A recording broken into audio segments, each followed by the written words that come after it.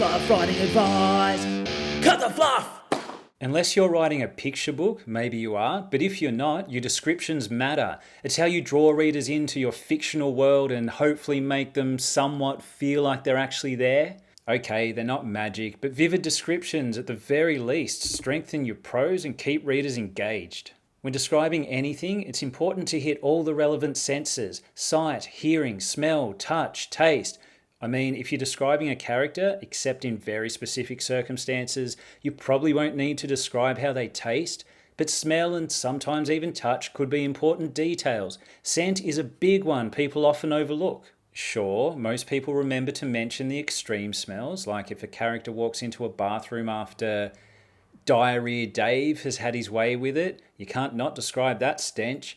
But you can also describe more subtle scents in your story to help ground readers in a scene, like the faint scent of mildew in a farmhouse, or the stench of stale sweat in a dojo, or a whiff of floral perfume as a lady walks by. Describing someone's scent can help illuminate their character, especially in the case of Diarrhea Dave, as if his name didn't reveal enough. When describing anything, including characters, it's important to mention details in a logical order, namely what your viewpoint character notices first. Probably don't start with describing someone's knobbly knees unless for some reason I could think of a few. Those knees are at eye level. Start with their most noticeable feature first and then follow a logical progression from there. For example, if someone has a giant mole on their face, I mean like a growth, not a small subterranean creature, your viewpoint character probably won't notice that person's shoe brand first. The mole would likely catch their attention immediately. They might not even notice anything else. It's your choice how much detail you include in your descriptions. Some readers ignore the details completely and just manifest their own totally inaccurate mental images of what you've described. Your descriptions aren't for them. They're for the people who need all the details. Some readers want to know everything, down to the number of hairs on your character's chinny chin chin.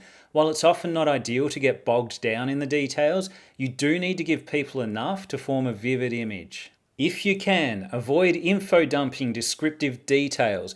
A description shouldn't sound like a police report.